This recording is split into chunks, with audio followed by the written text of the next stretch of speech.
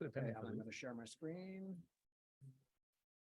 Want me to, time it off? Here we go. Yeah, let's just like Okay. eyeball it. Okay. Okay, folks. 5 minutes per second. That's good, yeah. Okay, folks, we're going to start. All right, so this is our last session of the day, and it is fighting for data. So in previous sessions, we've talked about getting data from open data websites. We talked about getting data from Statistics Canada, downloading CSV files. We've talked about visualizing, but there are times when there's no other way to get the data than to fight for it. Long battles, and it can be tedious. So this session is going to be walking you through that process and giving you some tips for best practices. So take it away, folks. Sure. Okay. Hello. My name's Tom. I'm a reporter with the Globe, and this is my pal Tara.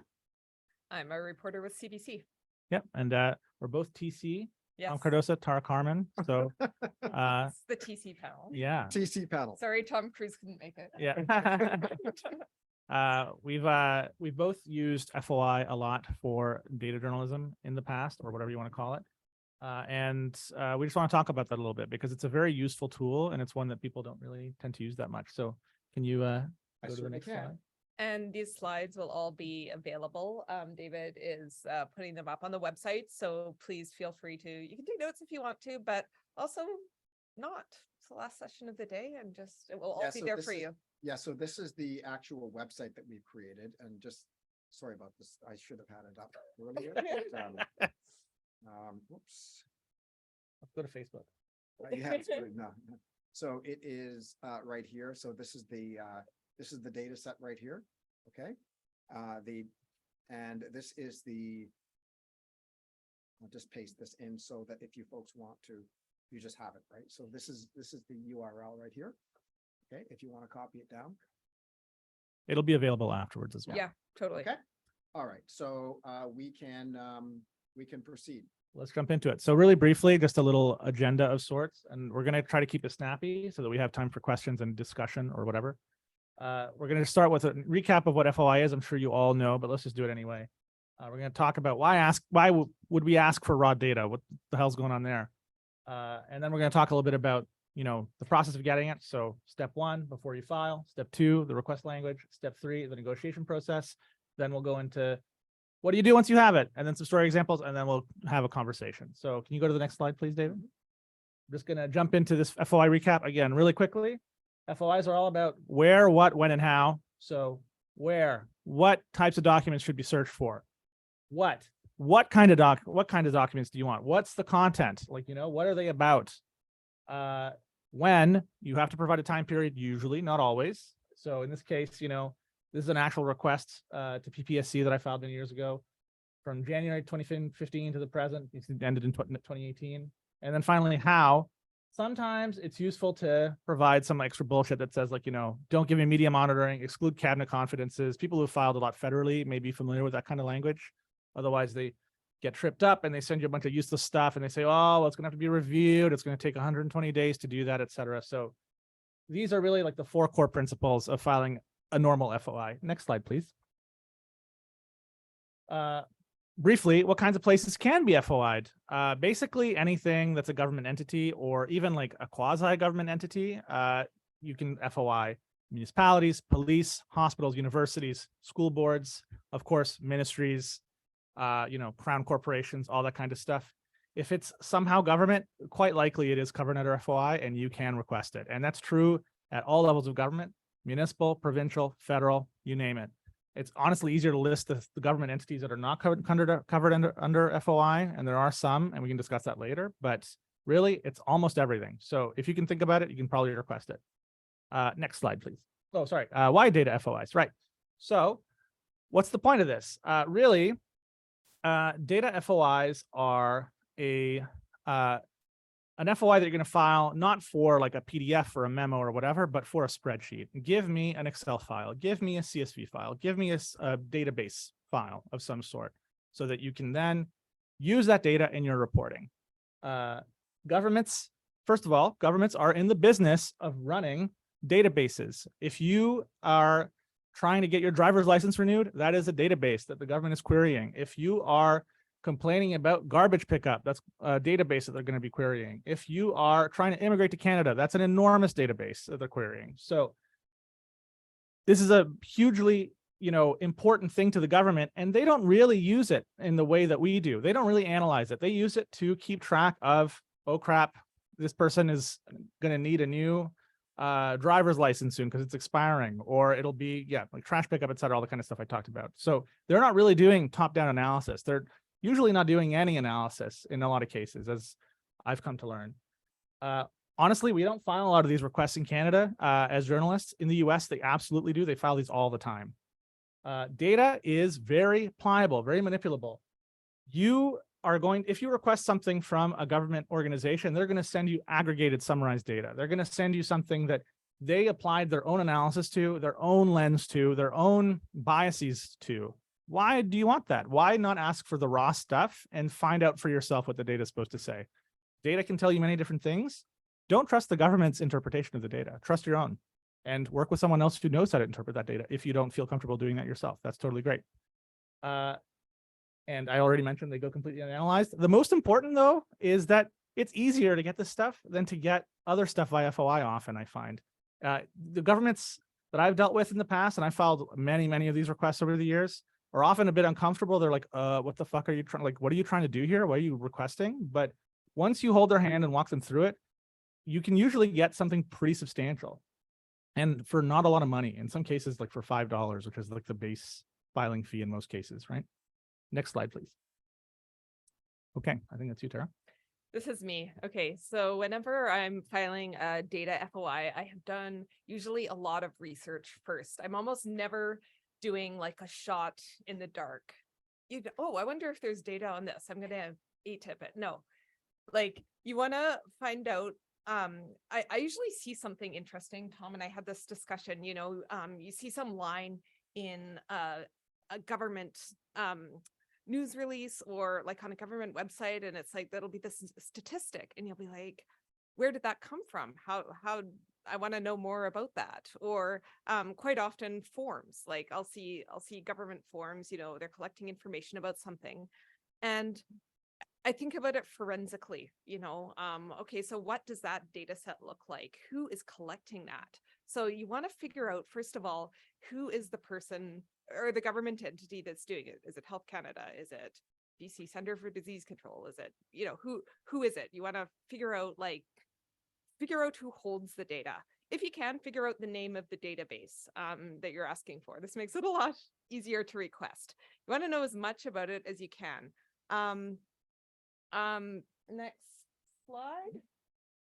So you want to find out the schema if you can. This can also be done during the negotiation process, but a schema or a data dictionary is just a thing that says these are all the column headings that are in this data set, and this is the format that which will typically like be a text or a number or a date time. And these are what the column headings mean, right?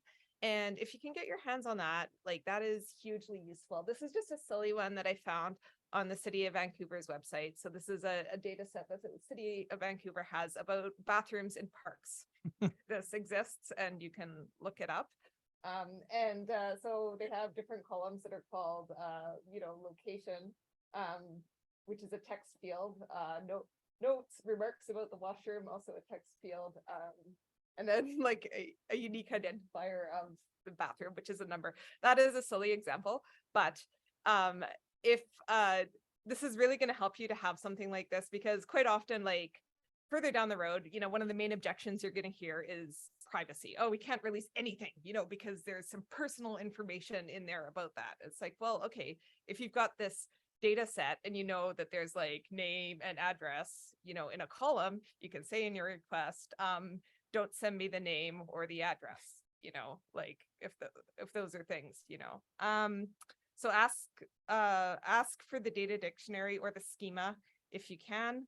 And then another thing that, if you can go to the next one, another thing that can give you a real blue is forms I was talking about before. So this is from one of my data FOIs. This was an ATIP because it was federal, as it was to Health Canada.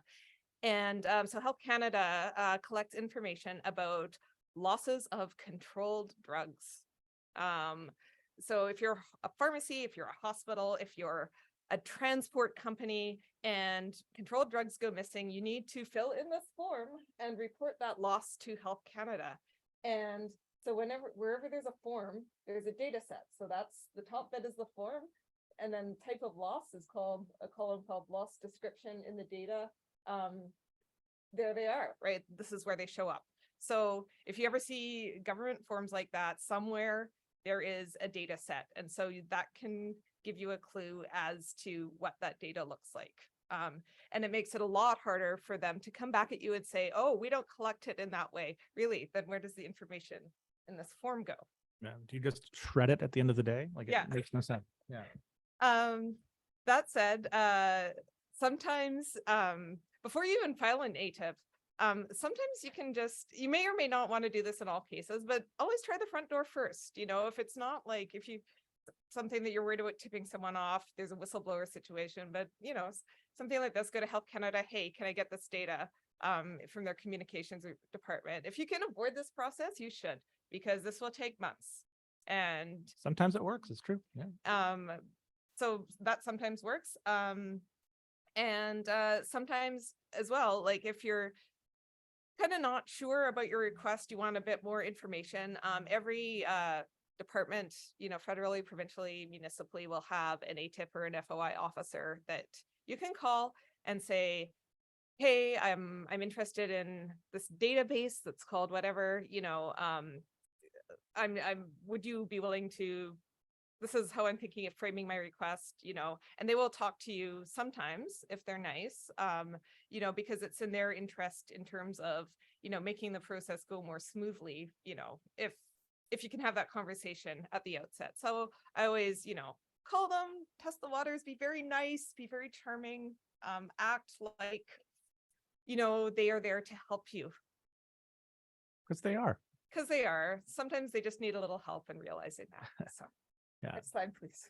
Okay, there we go. So just before we jump into, you know, writing the request, I think it's worth noting that I know we're saying database.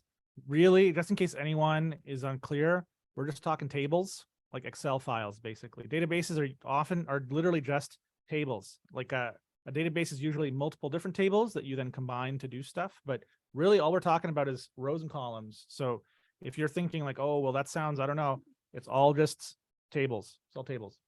So on the requests, here's an example of the kind of language that I use again and again when I make these requests.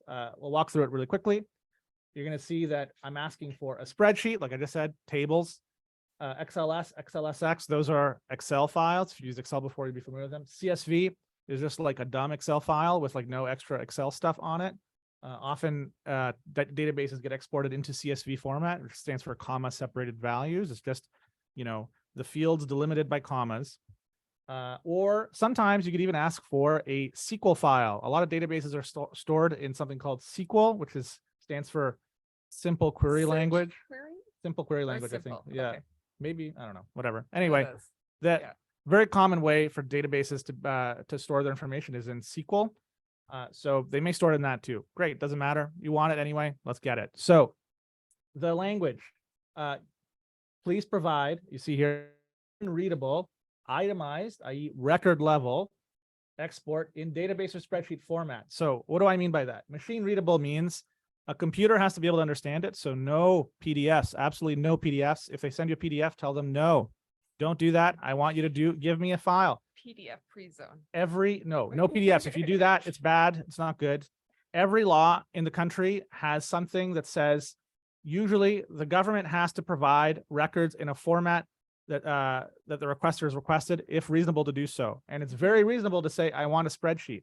If the RCMP is willing to give me data in spreadsheet form, every government organization in the country should be willing to do it. So don't let them dick you around on this, because they will absolutely try to. They'll say, oh, but there's no way to redact without like a PDF. Doesn't matter. Delete the column and send it to me. Yeah. I've made this argument to police forces before. Edmonton police once told me, we can't release this firearms data to you because it's going to be too hard to redact. I said, oh, good news. You can just delete the column and send me the file. It'll take you 5 seconds and you won't spend 3 months redacting it. It's amazing. They were like, oh, okay. And then they did it. So you can absolutely do that. You'll notice here I said XXX database, just like fill in the blank once you find out the name of the database. Easy. In this case, I said going back to when the database was created. The magic of databases is it doesn't matter what the date is. Just tell them like you want the whole thing if it makes sense to do so. In some cases, it may not, kind of figure that out for yourself. But why limit yourself to like 2 years? It's not like PDFs where they have like another 10,000 pages to run through. No, doesn't matter. Like there's no difference functionally in the lengths because they're, again, just going to delete a column. So it doesn't matter. I've gotten 100 gigabytes from governments before in CSV format by just saying, okay, I just want the whole thing. Sorry. And they're just like, okay, here you go. It cost me like, I think that cost me $5. And that was to a provincial organization. So it's totally possible. And you can see, I said at the end here, please include a data dictionary for the database if it exists. It's useful to know what the fields mean because they don't always tell you, and you can easily get tripped up and make a huge mistake if you don't actually understand. Yeah, if you like they're not intuitive because they're designed by people who work in government database administration, which is the most obscure thing that you can possibly think of. Next slide, please. So that was it. I think, did I miss anything? I don't think I did. It said privacy. I can talk about privacy. Yeah, okay. Okay, all good. All right, so negotiation. So once you've filed your request, you will very likely, get a phone call from the ATIP or FOI coordinator who I just talked about. And in a perfect world, they will be helpful and delighted to assist with your very specific and focused request. In the real world, they will often come back to you with, I would say, I don't know, impediments. So these would be like fees. Fees is a big one. And I think as Tom said, it's easy to delete a column, like fees and read actions. So usually where fees come from is that they say, oh, well, it's going to cost you, $500, to for this many hours of research time to find this. Do you want to proceed with this request? And always push back on them because it's almost never true.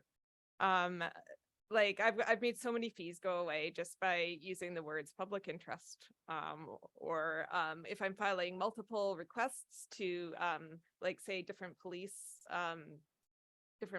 forces, some of them charge fees, some of them don't. You can sometimes play them off against each other. Or say, oh, really? Because this person's not charging me anything and we're asking for the same data. And, by the way, we're going to report this, maybe I do that sometimes. Anyway, and sometimes they do stick to their guns. But yeah, we have paid fees before, but always challenge them. Like my guess is you'd be able to make them go away maybe half the time, I would say. And another thing that will lead to fees is that like a big challenge of this is that often these FOI coordinators and comms people as well have no idea how data works. And so when they see your request and they see, oh, I want this data from the beginning of time, they will be like, oh my God, because they don't understand that it's a database and that there aren't going to have to be people going through the spreadsheet like with a black marker. And so you will always want to just, try and talk to the people if you can who actually put the data together and understand this stuff so that you're talking to people who speak the same language. And when you point out that, yeah, you can just like delete the column, it's not going to take that long. 1 second. That's, there is always that kind of communication challenge. Privacy is another one. Like when you're framing your request, like unless there's personal information that you definitely do want, like just if there's a column in the spreadsheet that has like the name, the address, the home address of the person and their personal phone number and stuff, like just ask for those to be deleted right off the bat, because then they can't come back at you later and say, oh no, it's private. Like you want to know how that's structured so you can ask for that to be left out if you want it left out. What else? Yeah, try and talk to the data experts if you can. Always be nice. I said that before. But yeah, don't, if you think someone's being obstructionist, just try and always take the high road and believe that they are there to help you and treat them that way. And They're usually getting like shouted at all day by much worse requesters. So yeah, you just want to be nice. you just want to be nice. And yeah. And there are 3 magic words you can use too. Like I use public interest, and then the other one is duty to assist, because duty to assist. You do have a like, is that in the federal legislation? Yeah, and in a lot of provincial ones Yeah. too. They all Yeah. go by slightly different names, but Yeah. That they do have like a duty to assist you in retrieving these records. yeah, they shouldn't just leave you hanging and be like, whatever, it's your problem. Yes. All right. Yeah, and just on the Tara mentioned, speaking with the data experts. I've done this many times. I say, okay, well, can I talk to the database administrator? Can we arrange a conference call? And they're like, oh, and then they usually do it. And it's super helpful because the person's like, oh, that's what you want. That'll take me 5 minutes. Yeah. I was like, great. Is it still going to be $900? No, it's not. It's you'd be shocked at how often this happens. Some organizations are less comfortable making, deep public servants like that available, but That's very true. I sometimes tell them it's off the record. I'm not going to record. It's fine. It's just a phone chat. It's all good. And it helps a lot. I It really can does. confirm this. Yes. Yeah. Okay. So you've got the data. Now what do you do? Obviously we're talking like, probably months in the future here, whatever. Yeah, Fine, the whatever. Typical time frame is, I would say, like 9-10 months. Yeah. Sometimes faster. But depending, yeah. but Yeah. Like I find that the smaller places are a bit more nimble. don't This you is think? true. Yeah. Yeah. So you've got the data. What do you do now? You may have a small spreadsheet because maybe it's like a pretty bespoke small database, or it could be absolutely bonkers enormous. Either way, that's good. It's a good problem to have. Yeah. The more data you have, the better. Make sure you understand it. So it can be very easy. I think we alluded to this earlier, to misinterpret what the database is doing or what kind of information it's capturing. Like, in the case that, in the example that Tara showed earlier with, missing drugs, hospital, if you just saw location description and it said hospital, does that mean that that's where the drug went missing from? Does that mean that that's the organization that reported the drug missing? Because those could be different things. It could be that a hospital reported it because it wasn't in the shipment that they expected to receive. Those are different things. So you got to know all of this stuff and know you have to know that you don't know what the data is saying, and you have to work with those assumptions in mind. Don't make any assumptions, I guess is what I'm trying to say. Yeah. And also they will make mistakes sometimes. And so you gotta be aware of that. Sometimes you will only find this out as you analyze the data and you're like, it was doing this and now it's done this. Why? Like, is it that the police are now arresting 8,000 times more people? Or is it that there was an artifact in the data export or something about the way that they collected the data previously? Maybe there was an old database and they cut over at a certain point. You may not know that. So you got to kind of keep that in mind. Try to have an open conversation with the FOI people. It's pretty likely that you will have to go back to them after you get the data. I've often had to do that to say, oh, like, what does this mean? Can you explain what this field is supposed to mean? Because often they don't provide data dictionaries. Next slide. Thank you. So this is it's a little bit small. This is an example of a data set that I got from the Federal Prison Agency, Correctional Service Canada, that led to a story that I did a couple of years ago. David, is there any way you can zoom in? Trying. No? Okay, never mind. So if you really squint and pretend that you can read it, the first 3 rows are, these are all like offenders, basically, as the federal government calls them, prisoners. And the first column is the fiscal year. Second column is something called sentence ID. Third is offender number, and it's race grouping, offense ID, offense description. I know this is very boring. I promise I'm going to stop soon. Gender, age, in custody community. So you may think each of those rows is a person. No, each of those rows is an offense because they have the same offender number and the same sentence ID. So the first 3 rows are actually 3 different offenses for the same person. So it's logging all of the offenses that they were incarcerated for. So a person could have multiple offenses for multiple sentences, in the same database. So in some cases, you may find someone who like left and then came back on a new sentence with new offenses. So you have to bear that in mind. The data may not always be as obvious as you think, right? This was great. I was very happy with what they gave me because I was able to analyze it, and this was very detailed. But it's something you do have to keep in mind because there are gotchas like this, and it would seriously fuck up your entire analysis if you didn't notice that. So Mhm. next, please. Yeah, I think this is you. This is me. Yeah. So basically assume that you know nothing. Approach your data with real humility. Like, well, and this is hard because most of the time you've gone into this, you know, data journey with some sort of vision of like what story you would like to tell. But you really do have to, like, you know, come up with your list of questions for the data once you've got it, run those queries using whatever, you know, tools are comfortable for you. But once you've done that and you think you have your story, like really do run it by someone who knows more about it than you, and do that with an open mind, and do it prepared to have your original hypothesis blown to bits, because you might be wrong, right? So and if you know there's serious problems with your investigation, you want to know that before you publish it.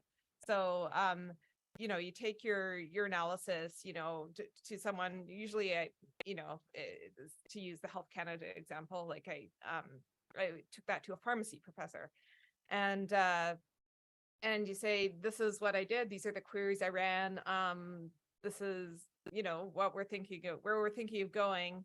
Is this sound? Does this analysis hold up? Or, you know, am I going to get torn to bits over it? They might say, great, yeah, it looks good. I think you're on the right track. They might say, no, you're completely wrong. Like, because you've just this and this and this, and you have to start again.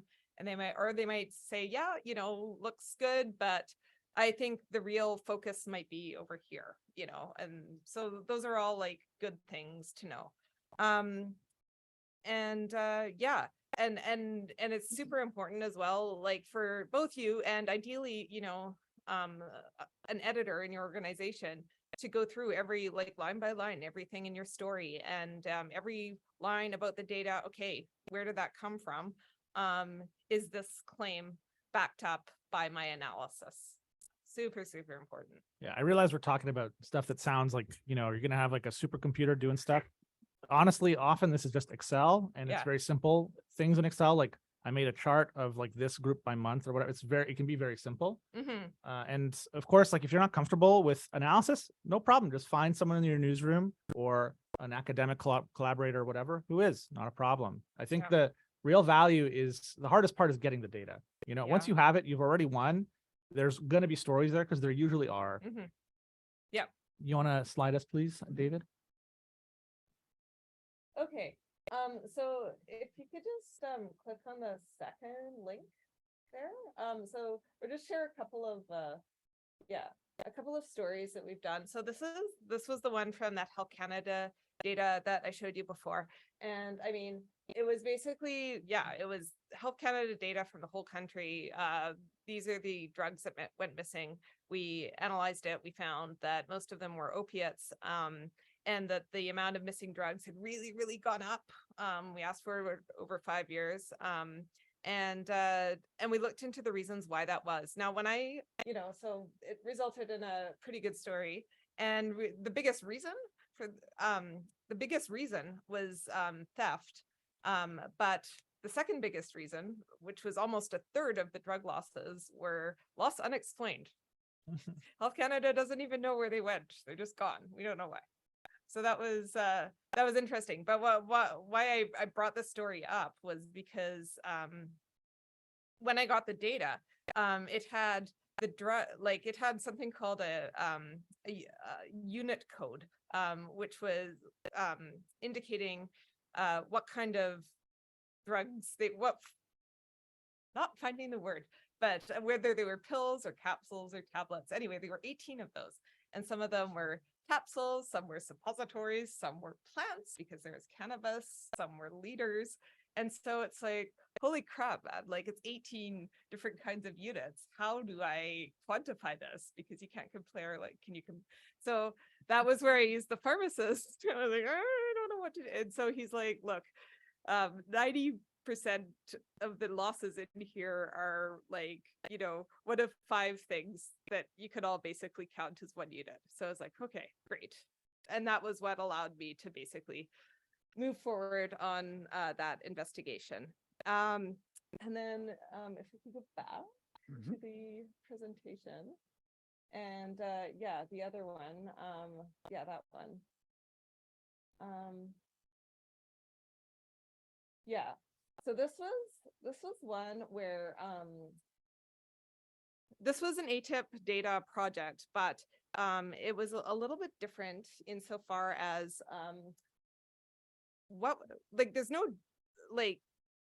there's no comprehensive data in Canada on intimate partner homicides.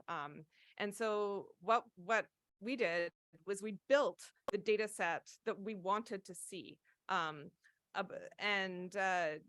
So it was like 60 different data points about intimate partner homicides, like the victim, the accused, age, gender, province, was it a murder suicide? Like, was there a peace bond? Were there any protective measures in place? We built this massive list of questions, and then we FOI'd police because we know that they report intimate partner homicides to Statistics Canada, but not often do they, when they announce, that there was a homicide, they don't always say that it was an intimate partner homicide. So but we knew that they were reporting it to Health Canada because on the Uniform Crime Reporting Survey, that is one of the fields, was it an intimate partner? So so basically we got all of we FOI'd police. I think it was like the 30 or biggest forces in Canada. We got whatever information we could about intimate partner homicides. The biggest one was the RCMP. And then once we had identified the cases we could identify, because they didn't always give us very much information, we went to the courts to try and find if there was protection orders, if these people had a history of harassment or anything on these people. And we filled in our database that we wanted to see. So it was a little bit of a different way of doing it. But that was what resulted in that story. And in terms of data wins, like one big data win that we had on that story was with the RCMP, because they originally, it took them 10 months, and they gave us this, heavily redacted spreadsheet that didn't tell us the name of the victim or the accused. It was just like the year, the province, the genders, and the charge that was laid. So we had to do a whole bunch of detective work. Months later, we're doing accountability. We go to the RCMP, we say, hey, we're going to report that, like, we don't know so many details about these really important crimes because you guys wouldn't tell us anything. A couple of days later, they sent us a spreadsheet where they had unredacted most of the names of the victims and the accused. It can be done. There have been like publication bans on those people's names, though, like their things, or like how is that? Well, some of them they didn't release the names. Yeah, they didn't unredact all of them, like, and especially in Manitoba, they hardly unredacted any of the Manitoba ones. But usually if there's a charge, that's public, unless yeah, there's a court ban in place. But because we were also going to the courts for information about them, like, then we were aware of publication bans as well. David, can you go back and go to the next one? Oh yeah. Yeah. Sorry. So this is just an example. So this is part of the data dictionary that I created for the Deadly Relationships series. So this is part of it, but these are just like the fields that we wanted to attempt to fill in with our FOIs to police on intimate partner homicides. Yeah. And yeah, I won't go through these because I'd like to get to questions, but if you're curious to see some of the Globes reporting that uses data-driven FOI or whatever you want to call it, they're there. The first story is the one, Lies Behind Bars. That's the story that I was showing the prison data for earlier. Very interesting FOI, a lot of fun getting that, a lot of shenanigans and whatever. Anyway, let's go to questions. Yeah. Yes.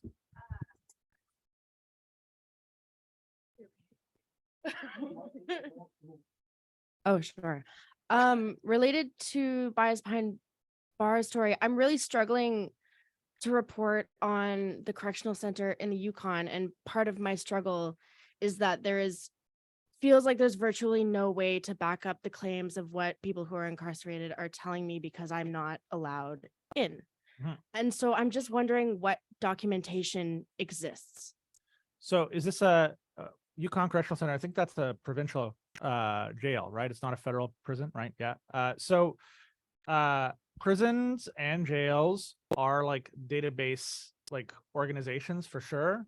They keep track of absolutely fucking everything, because otherwise they're going to lose people. They're going to forget to release people when they're supposed to be released, and then they're going to get sued and lose a lot of money. So It's so dark. yes, this is exactly why they keep track of this stuff. So it's quite possible that they are tracking. I don't know what you're looking at specifically, but say like you're looking at Time spent outside, for example. okay. Well, okay, that may be trickier, but they may have things like the opposite of that. They may have the amount of time someone's supposed to spend in solitary. They don't call it that anymore. They call it like structured intervention units or whatever, right? So it's possible that you could look at that and you could then do a calculation of like, well, they were not allowed to go outside for at least this long because they were forced to stay in a small cell, a dry cell or whatever. So there are ways of doing that, and that would absolutely be recorded, I would guess. I don't know about Yukon specifically.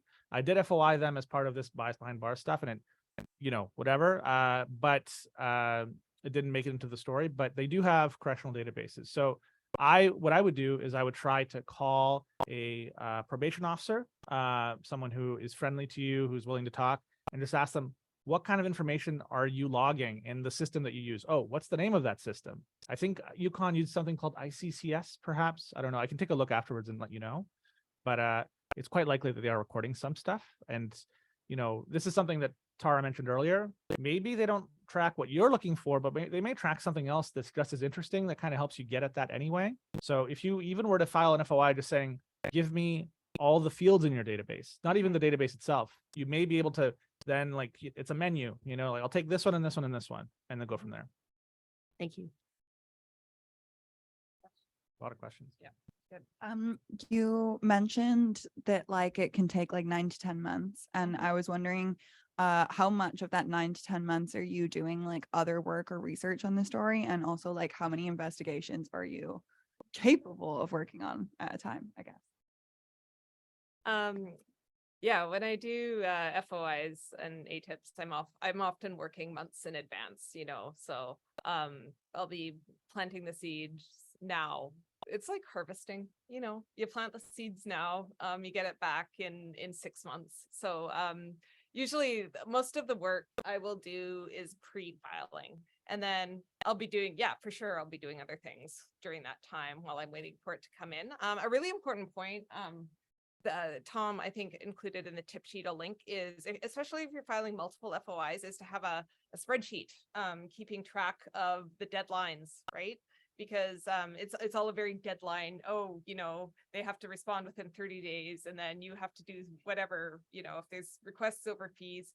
I just always have a tracking spreadsheet, like, okay, here's the name of the contact, the email, the phone number. This is the next date. I have to do something. Here's a brief summary of our last correspondence. So that's really important. But my tracking sheet template's publicly available, so I'm happy to share it with you all afterwards. Just remind me. Yeah.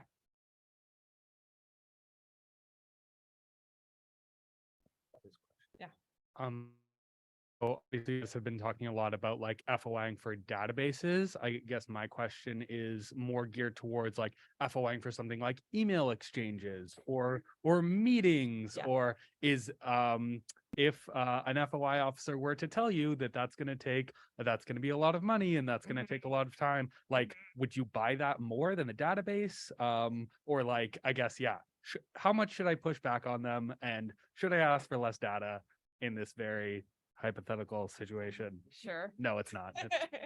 I think it's very different. So with email, there's a caveat to this, but with email, you're basically asking for the equivalent of like, give me PDFs, right? They're going to print the stuff off, and they're going to have to read it all, and then they're going to have to redact it all, and then they're going to send it to you. So they may tell you it's going to cost $10,000, and they're not joking, because that that is actually how much it's going to cost because you've asked for a crazy amount of information. When I file requests for emails, I try to be hyper specific. Super specific. You have to Th- be. There is one hilarious exception to this, which turns it into a data FOI thing, which is you can ask for an extract from IT of the metadata for those emails. So give me the dates they were sent, who they sent the email to, the subject line, and whatever. And I can show you an example afterwards of how that looks.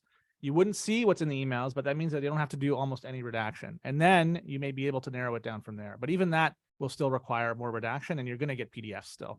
But that may be an alternative. But yeah, with email stuff, I tend to be very cautious and I try to be very, I try to be very targeted because otherwise you are going to tie that person up and you're not going to be able to file other requests to them. You're going to take up resources that might go to someone else and they're going to ask you for like $1 million. So. Yeah. Or you could, if you have a date range, you could ask for subject headers.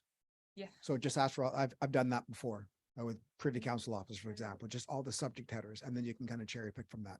Yeah. So you might want to do that.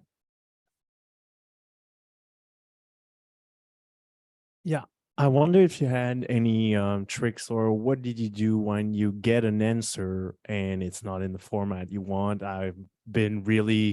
CMHC has been really good at that. So they send me like by mail an entire spreadsheet, like in sheets, right? like, So, rigid, but yeah. they actually responded to the request, right? It's the database, They but didn't- it's not they in the didn't respond form. to the request. They didn't because they sent you a printed out PDF, like effectively. If you ask for a If you ask spreadsheet, Yeah, then yeah. you should get a Ask for a spreadsheet. spreadsheet. Yeah. yeah, then you have recourse in the law to say, nope, you got to send it to me in the right format.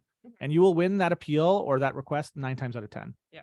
Yeah, sure. Yeah. So, that's been- okay, you have won those because all Almost the every times time. they're saying just like, Al- well, just go to court, and they're just like, Almost every time. And I find that those appeals tend to be really fast at the federal level with the Office of the Information Commissioner because it's, you said you wanted it that way. I can show you the section of the law afterwards, remind me, and I'll point you to it. And it says, if reasonable to do so, you have to provide it in the format requested. And your request is eminently reasonable because it obviously exists as a spreadsheet, Yeah. right?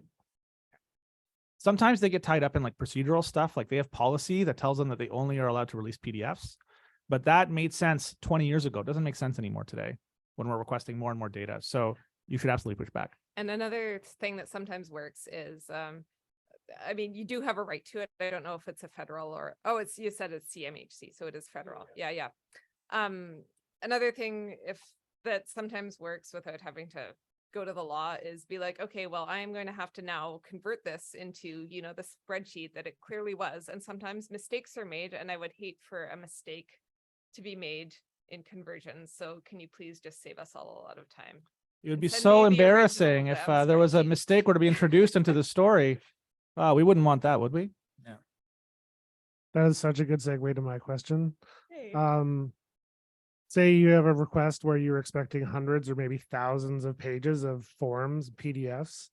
But you're just saying request for a database. Would you have concerns about what's lost in translation between the original document that's filled out with a pen, the original author, and what some person puts into the spreadsheet? Because it's not going to be 100% accurate.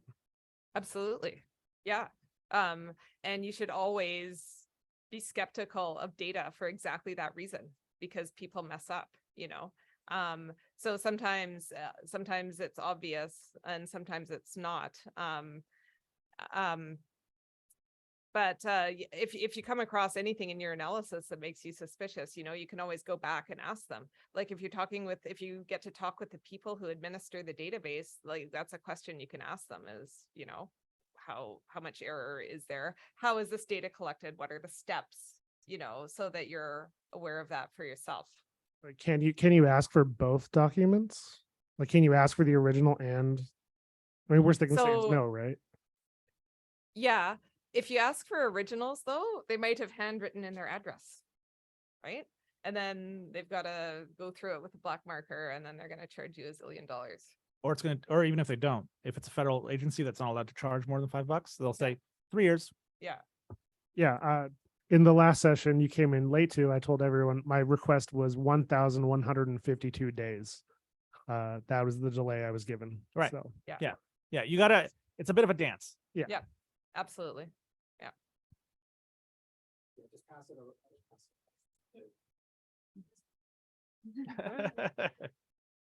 I'm wondering if you know of any legislation that obligates, say, like a provincial government to actually take those forms and put it into an actual database. I have the sense that sometimes those forms aren't actually being translated into a database. So is there any way I can be like, hey, it's your responsibility to do that? Like, you obviously have this information. Why isn't it in a database? Yeah, I'm not familiar with anything Me like neither. that. I Me think neither. Yeah. the only context that I've encountered where they're writing stuff down on paper and not putting it anywhere is like policing and the courts, who are very database averse for historical and privacy reasons and whatever. But for the most part, like I find that all this stuff does get, most of these forms that like some randos filling out on a Mhm. Tuesday do end up in a database somewhere. Yeah, I think I'm thinking of sort of some statistics from like third-party contracts and stuff that there's an obligation to report, but then I'm like, I'll ask for it in a like, can you give me a spreadsheet? And usually I just ask informally Mhm. first, and then like, oh no, that's so difficult for us. It'll take us so much time, go through freedom of information. I guess I could just do that, but I feel like, Mhm. why don't you just have a spreadsheet? Yeah. And I don't know, but some of that might be what I was talking about before about communications, people just not understanding how this Yeah. works. 100%. Yeah. Right. So if you can say, hey, can I talk to the person who collects this data? Yeah. Off the record, don't want to quote them. I'm just trying to find out more about your process so I can understand it and report it correctly. Yeah. I mean, I don't know where you work, but do you know all the databases that your employer uses? Exactly. So the communications people never know anything, and the FOI people don't either, because they're just like receiving emails Yeah. and redacting them all day, right? Yeah. So I would suspect that the information you're talking about is probably getting turned into a database, Yeah. but it's super arcane and they don't even know about it. It's possible it's not, but Mhm. I think Tara's approach is the right one. Yeah. It's the research part that comes before the request. Yeah. Yeah. Or whatever. Okay, I have two questions actually. When you get the data, I'm wondering how you would organize your coverage, because even though it takes months, it would be a scoop, right? And it would be breaking news. So I'm wondering if you would just report the data, what the data says, and then get commentary on it for, say, the follow-up story, just so that you don't tip off the other media in your market that you have this, because they will try to match it quickly. Yeah. It's almost never a matter of getting the data and reporting it right away because data is almost never clean. And usually we have to spend a long time getting it into a format where we can actually ask it questions, right? And get the answers to our questions. So you get it into shape. And then at least my process is I treat it like a person. I come up with, a list of questions for the data, and then I will run my analysis.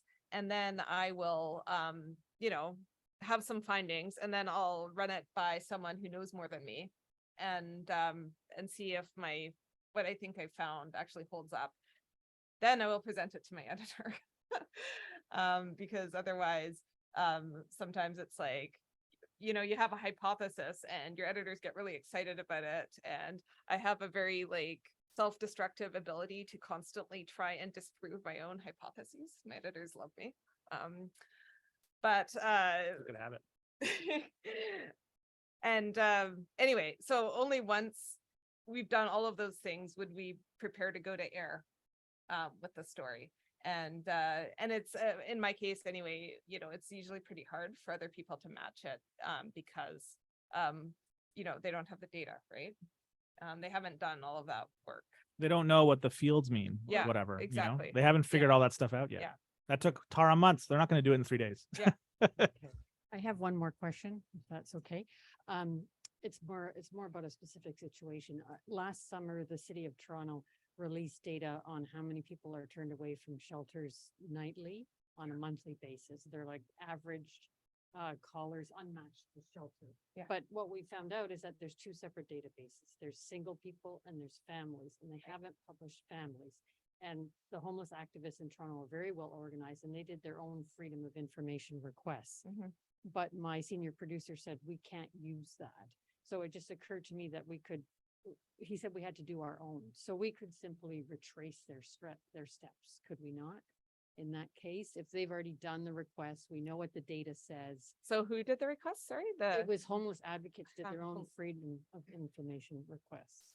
So often if something's been released under FOI, you can just go and request the same information. You can also FOI the FOI. And would that be faster than? So City of Toronto, I think, does publish a list, not the actual files, but a list of the files that have been completed. So you'd be able to, yeah, there you go. So you'd be able to get the request number Mhm. and then file an FOI to the City of Toronto being like, I would like this, I would like the original package sent to the requester, sent to me. And Bob's your uncle. You're And done. it shouldn't take long. No, that would take no because- time at all. It's already yeah. been vetted, redacted, everything. Exactly. So you should be able to get it. I did it's funny, yeah, because I did a thing a couple of years ago on turnaways from shelters. It was a big CBC project and we figured out it was like 90,000 people a month It's a lot. nationally. Yeah.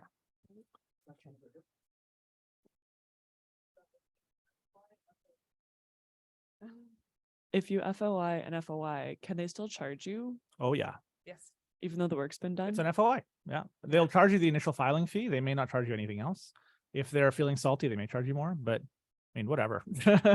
Some jurisdictions publish everything proactively. BC does, Nova Scotia does, Newfoundland does, Yukon does. The feds tell you which requests have been filed for the most part, and then you can go and re-request them for free. And most Quebec ministries do as well, and some municipalities. So there is some stuff that you can do that's a little bit easier, but yeah, in a lot of jurisdictions, you have to file a new FOI. We can say, give me this FOI, and I'd be shocked if they charge you anything, really.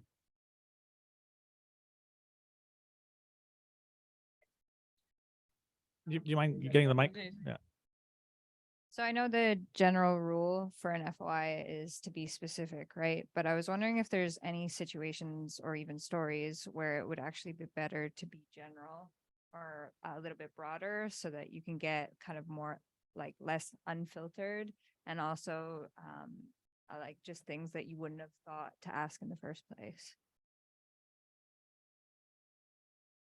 With data or just in general? In general. Yeah. So I think with non-data FOIs especially, yeah, being broad is generally not the way to go. Just because it will very likely result in fees, or really, really, really long timelines, or the FOI coordinator will call you and be like, hey, this is gonna take forever and cost $1 zillion. You know, can you narrow your request? That's generally been my experience. With data, it's easier, you know, because redactions take quicker. You don't have to go through it with the proverbial black marker. Well, like just in the example of like the prisons or whatever, if you had just requested like the time outside, Right. but then there was something else that maybe would add to the story, like. Well, That's that's what happened with my prison story. I was originally not looking to do a story about my prison story was about risk assessments in prison, like an insanely arcane topic. Hmm. I initially planned to do something completely different about sentencing, and I just happened to find this in the data. I was like, what the fuck? So yeah, it's certainly worth it. I think that I do sometimes file extremely broad requests when I'm dealing with an organization that I know nothing about. Say I'm coming to a story completely cold, which is often the case. I may file a request that's like, I would like everything on this, but that's with the idea that as soon as I file the request, I'm going to call them and say, can you help me direct this? I actually kind of want to look at this, but I don't know how you store information or whatever. So you can kind of use the FOI process as like a fact-finding mission a little bit. But I agree with Tara 100% that your final request should be very specific. So I always scope those down once I learn what I need to know. Yeah, So, and like, that's doing another- like separate, Oh. like one original and then figuring out more specific after. You can always like- amend a request halfway through. Yeah, that's what Absolutely. I mean, Yeah. like, You can do that. Mhm. And that's another area where knowing the names of the columns is really going to help you, right? Because if you know, you might think of, you know, one aspect of it, but if you if you know there's a database, you can ask them for the names of the call, and then suddenly you know what you're tracking. They're tracking, and then you're like, oh, maybe it's over here, and you can ask for it. Thank you. Do you have any other questions? Oh, yes, I love it. Yeah. Were you ever successful in asking a ministry or organization the list of their databases names? Yes. Who was it? Done. God, I don't know, like so many different places. Oh yeah. Yeah. In some cases, you don't have to do it at all. The feds publish something. They're supposed to. Treasury Board has a policy that requires federal organizations to publish something called an open data inventory, which is a list of all the databases in their possession. I can send you a link afterwards. Unfortunately, it's a bit of a toothless policy, so the RCMP has never done it. I have written stories in the past being like, RCMP, why aren't you doing this? And they're like, oh, we're working on it. They're not working on it. I can guarantee you that. This is years ago, and they still haven't done it. So those files can be really useful. And sometimes I do file a request saying, I would like a list of all the databases in your possession with descriptions and whatever. Like, just give me whatever you have. It can be like a great, again, menu that you can then pick from if you kind of know that you just care about environment stuff and, I'm going to file something in the Ministry of the Environment or whatever.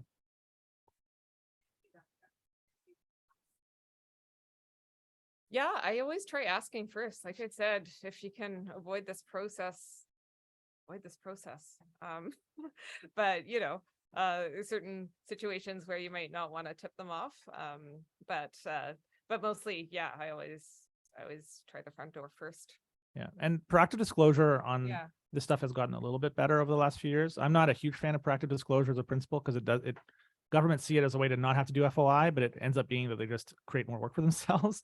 I mean, I think we should all have proactive disclosure, to be clear, but it's not going to replace FOI. Anyway, the Ontario government produces a list of all the databases that they carry, and it doesn't allow you to download them or anything, but they will say like, this is restricted because it has like confidential information about people who've been charged with a crime or whatever. That information is publicly available. So you can find out a lot about what the government is collecting potentially, depending on your jurisdiction, by just doing some Googling. It's often like buried on a website that no one cares about. Yeah. And do you get always rejected when they say it's restricted? Because I win the open data inventory and there's like a color code or whatever. When it's like red, you're not supposed to even access it. But That just means it's restricted from being like posted on, usually it just means it's restricted from being posted on open data portals.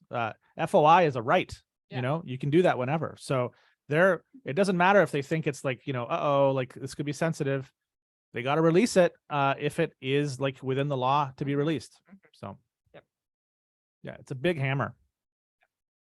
Do you have any other questions? Yes. Can we bring the microphone forward?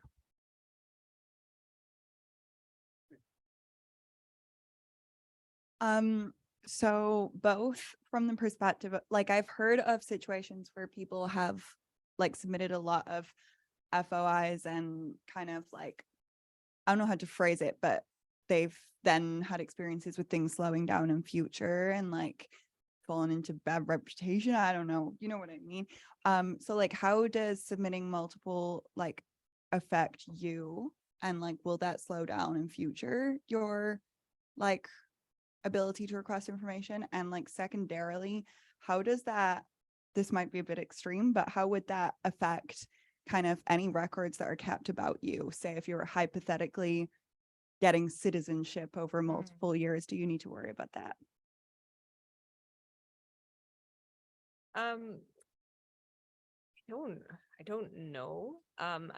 This is why I try to always be nice. And even if it's, turns into something adversarial, you try to not make it personal and just keep it business and always, take the high road and all of those sorts of things.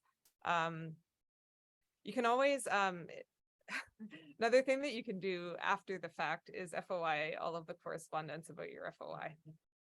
If you're really curious about that. Meta FOI. we Meta call it. FOI, yeah, you could, say, that Tara person, is asking for this, that's interesting. I've done that before. I don't personally worry about that, but maybe. I think it would be an enormous scandal if they were targeting I mean, it's, FOI people don't necessarily like journalists. Yeah. Like comms people don't necessarily like journalists. We make their lives a bit difficult sometimes, but I think I agree with Tara. Be nice, and they will usually be nice back. Mhm. And, even if they don't like you, if they were to try to like sandbag you or, somehow harm your likelihood of getting citizenship, Yeah. that would be a huge scandal.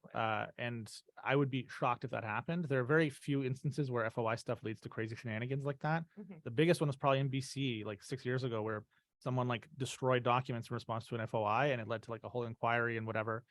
But you know what I'm talking about. I wouldn't worry about that too much. And as long as you're being polite, I think you're in the clear. I mean, it's your right. Yeah. You have a right to request this stuff. Do they keep records of all of the FOIs that are submitted? Yes, there's a Yeah, you can database of that request you that. can request through FOI. I Sounds good. think we're almost out of time. If we have any final quick questions, like we could take that, or we could just wrap it up here.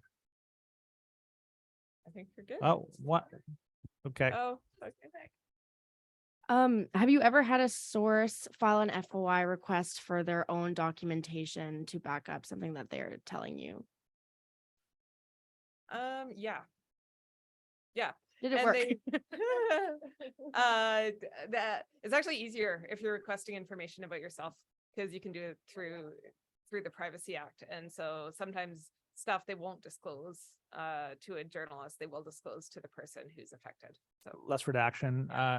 Federally, they have two different laws, the Access Information Act and the Privacy Act. Access Information Act is what journalists almost always use. The Privacy Act is basically the Access Information Act, but for requests about your own information. Yeah. And it's very different. It's only $5. No extra fees are allowed. They only have 30 days to respond. That's Yeah. it. So it's like fast. This is what a lot of immigration applicants use yes. to learn about, like, why is my file like stuck in like Exactly. abeyance for 5 years or whatever. So yeah, absolutely do that. It works very well, and you learn a lot. And Mhm. there are no redactions. It's wonderful. Yeah. Okay. Thank you so much.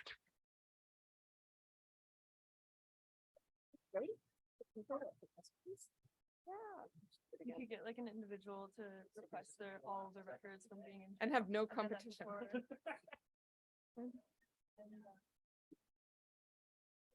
Oh, all right. Now I have to go home and throw a party for my friend. I thought you said go home and throw up.